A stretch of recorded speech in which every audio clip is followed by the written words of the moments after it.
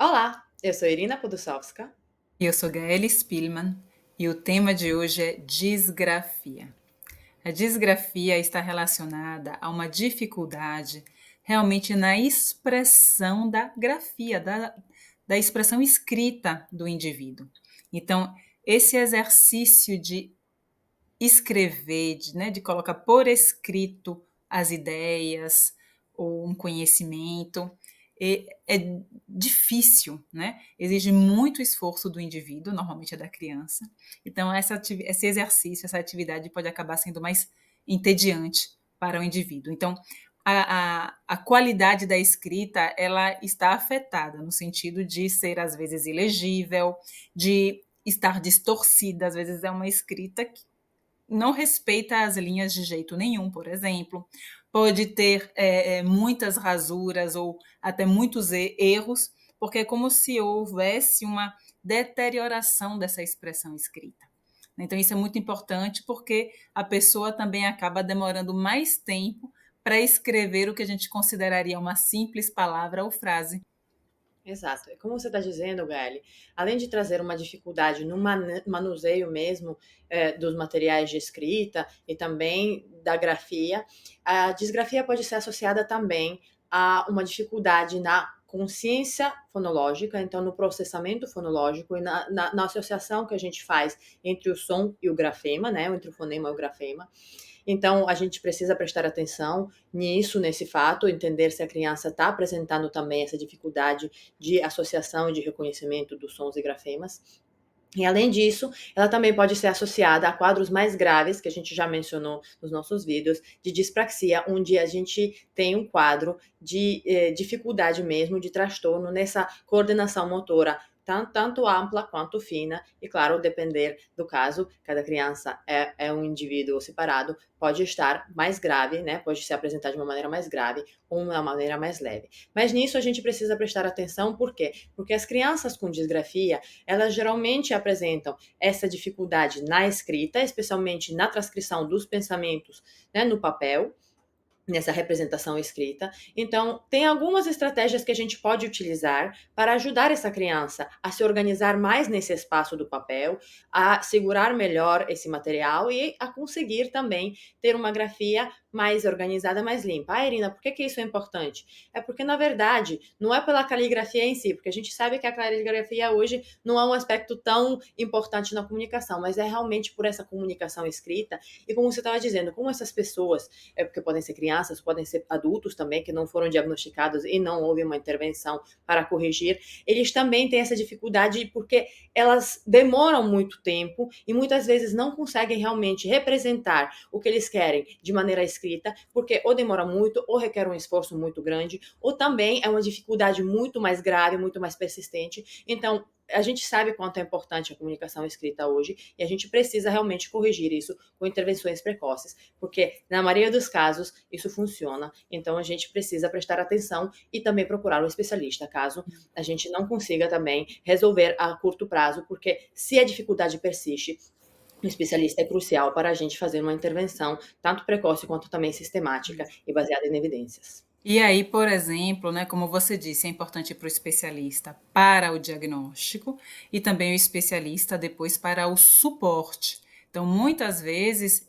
estarei com um psicomotricista, um terapeuta ocupacional, né? Então, isso, quem especificará será o profissional que acompanha a criança, né? Se foi diagnosticado graças a um psicólogo ou graças a um psicomotricista, ele acompanhará o desenvolvimento da criança e poderá indicar que especialista dará o melhor suporte naquele momento, porque às vezes eu preciso de um outro especialista, né? Inclusive para entender que às vezes eu preciso de um psicólogo para lidar com o emocional da criança, porque a criança se percebe naquele grupo. Então, o que eu quero trazer também é que a escola ela pode adotar certas acomodações que permitirão à criança ser bem avaliada no seu conhecimento e não ser penalizada pela escrita, que tem seu suporte e está em progresso. Ou seja, eu posso oferecer mais tempo para a realização de atividades, eu posso permitir que a criança, ao digitar, utilize aquela função de completar a palavra, porque eu quero avaliar o que ela sabe, o conhecimento dela, né? Então, claro que cada tarefa vai ter seu objetivo específico. Eu posso também adaptar as atividades escritas, dando mais espaços entre as linhas, por exemplo. Como eu disse antes, não avaliar a criança, né, penalizá-la pelo erro de ortografia ou pela qualidade da letra. Então, assim, permitir que a criança escreva com abreviações, por exemplo. Então, tudo isso eu acesso ao conhecimento da criança, se meu objetivo é o conhecimento, e não penalizo em virtude de uma dificuldade que ela tem. Então, esses daí seriam uns aspectos que eu levaria em conta, né?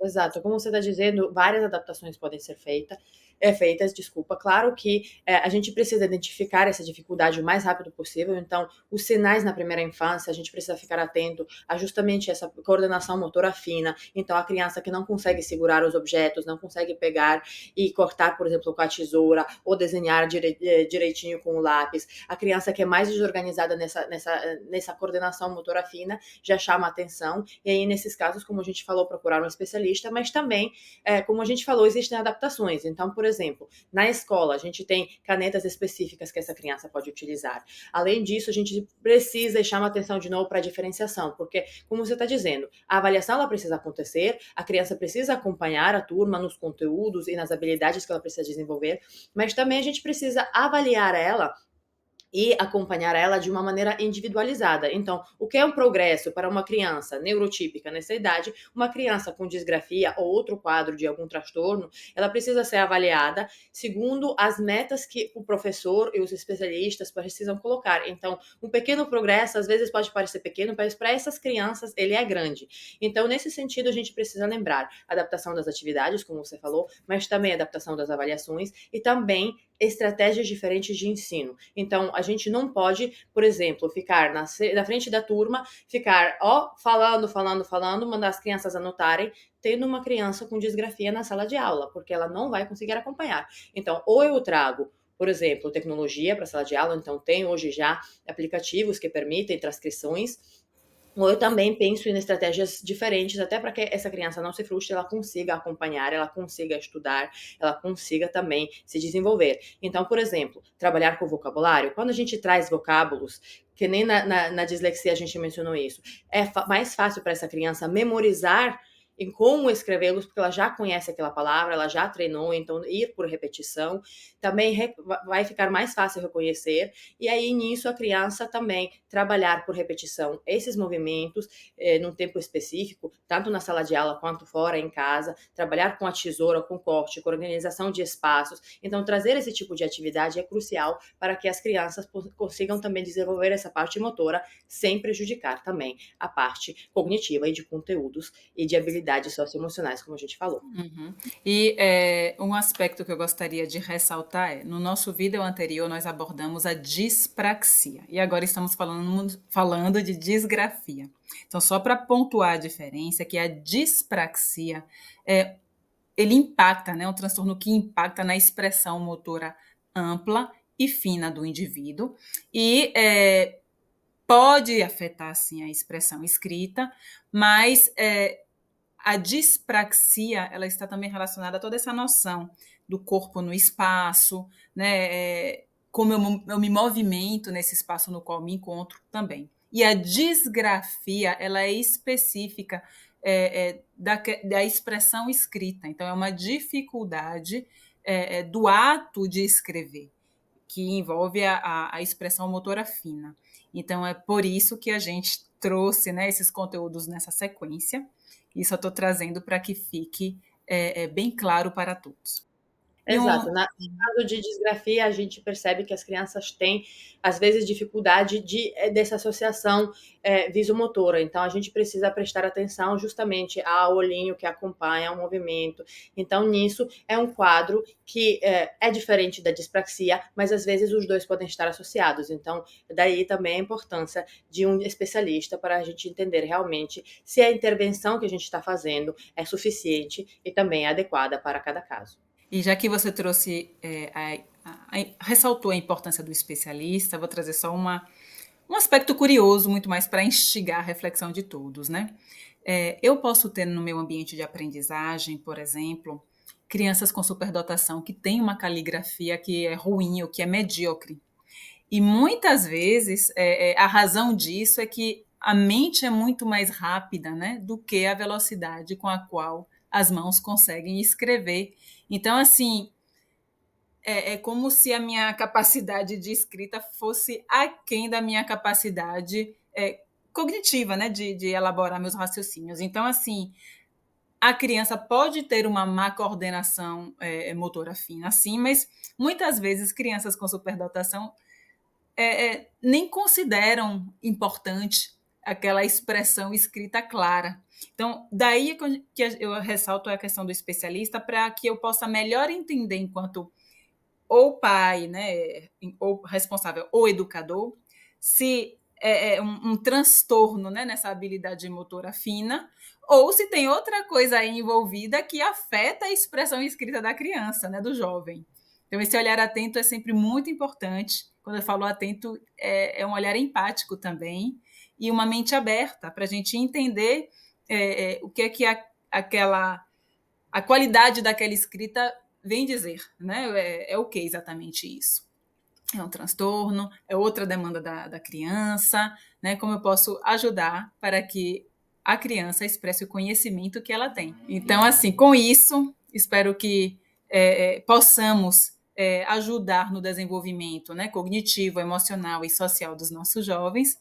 E esta é uma forma de contribuirmos para o desenvolvimento da educação no Brasil. Espero que vocês tenham gostado, que compartilhem, deixem seus comentários, suas perguntas e até a próxima. Tchau, tchau! Tchau, tchau!